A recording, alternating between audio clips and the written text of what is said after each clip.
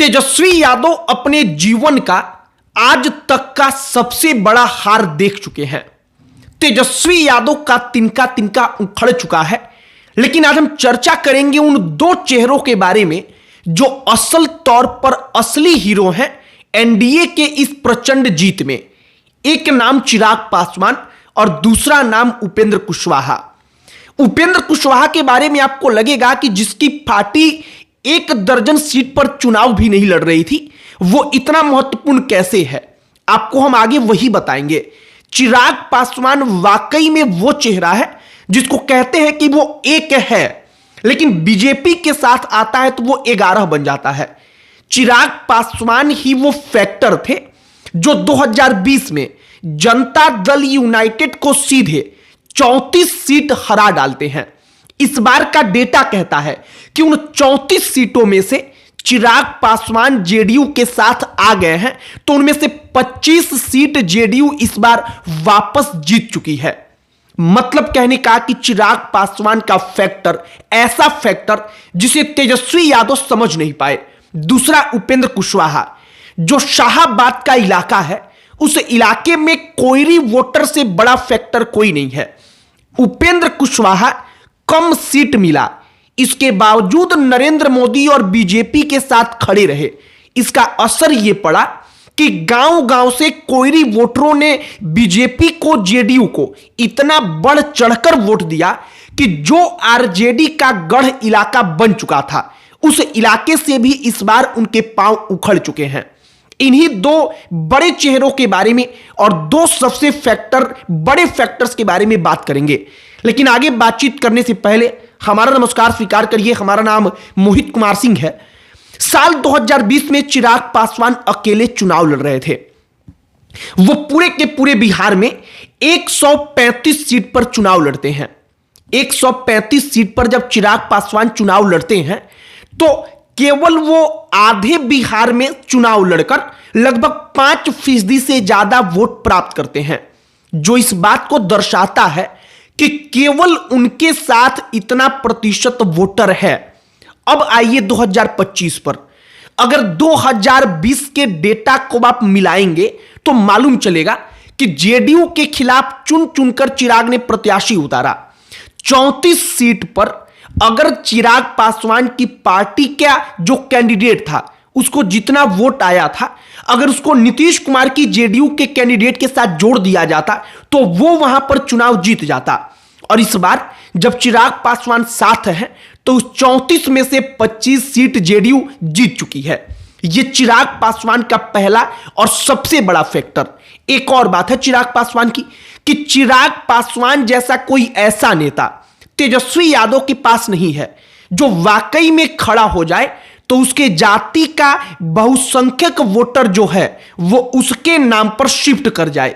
मतलब कि अगर वो कहे कि हम अकेले लड़ेंगे तो वो अकेले भी उसके साथ रहे, वो कहे कि हम एनडीए में आएंगे तो वो एनडीए में भी उसका साथ दे। चिराग पासवान ऐसे चेहरे हैं, उनका इंपैक्ट बिहार की राजनीति में ऐसा है।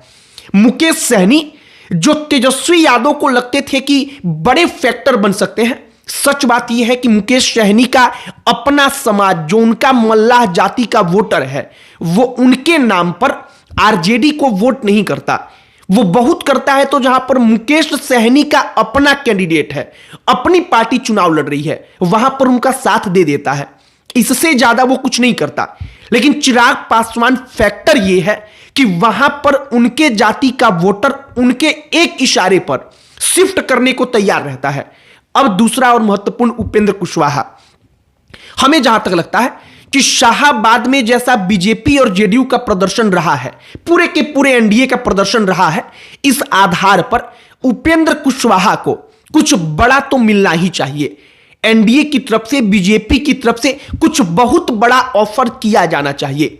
हम ऐसा इसलिए कह रहे हैं क्योंकि उपेंद्र कुशवाहा वो फैक्टर है जिस फैक्टर ने जिस शाहाबाद इलाके के सीट पर 29 सीटों में से सिर्फ 18 सीट, मतलब कि पिछली बार उसमें से 18 सीट जीत पाई थी, वो इस बार 38 सीट पर एनडीए पहुंच गई है। और ये केवल और केवल उपेंद्र कुशवाहा के फैक्टर के कारण हो पाया।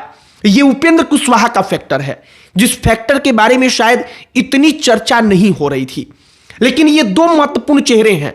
अगर आप सामाजिक समीकरणों को जोड़ेंगे, उस गुणा भाग को जोड़ेंगे, तो आपको मालूम चलेगा कि तेजस्वी यादव असल तौर पर इनके आगे चुनाव हार गए, इनका इंपैक्ट नहीं समझ पाए और इसका असर यह हुआ कि तेजस्वी यादव का पांव उखड़ गया। तेजस्वी यादव ने अब तक के अपने राजनीतिक जीवन का सबसे बड़ा हार देखा है। साल 2015 में वो नीतीश कुमार के साथ थे तो कुछ महसूस नहीं हुआ। साल 2020 में तेजस्वी यादव को लगा कि हमारे दम पर आरजेडी नंबर 1 बन गई, जबकि फैक्टर यह था कि चिराग पासवान के कारण नंबर 1 बन गई। और साल 2010 में आरजेडी का हश्र क्या हुआ था वो सबको मालूम है। साल 2025 में चिराग और उपेंद्र कुशवाहा का जो फैक्टर रहा, वो फैक्टर एक बार फिर से वही 2010 को दोहरा चुका है। बाकी जो मौजूदा वक्त की तस्वीर है, उसमें जो हमको लगता है कि वाकई में सबसे बड़ा फैक्टर रहा, जहां पर राष्ट्रीय जनता दल गच्चा खा गई, जिसे तेजस्वी यादव के जो सलाहकार हैं, करीबी हैं, जो रणनीति उनकी बनाते हैं, वो समझ ही नहीं पाए।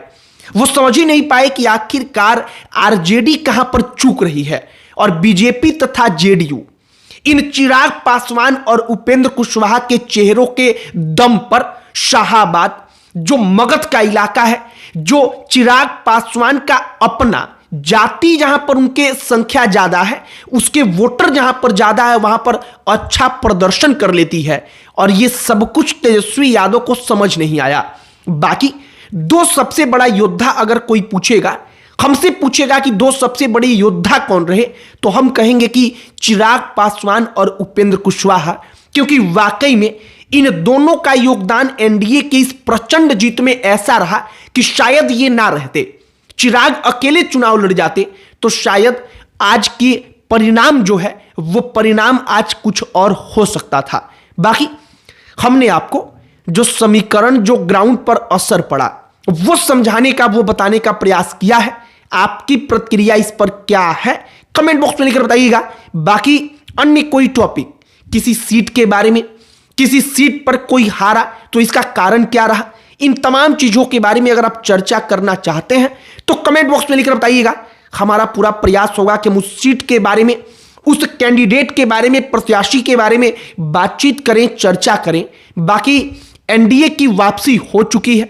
बीजेपी और जेडीयू वापस से अपने पूरे के पूरे अब तक के राजनीतिक जीवन के सबसे महत्वपूर्ण जो शक्ति होता है, उस शक्ति को हासिल कर चुकी हैं।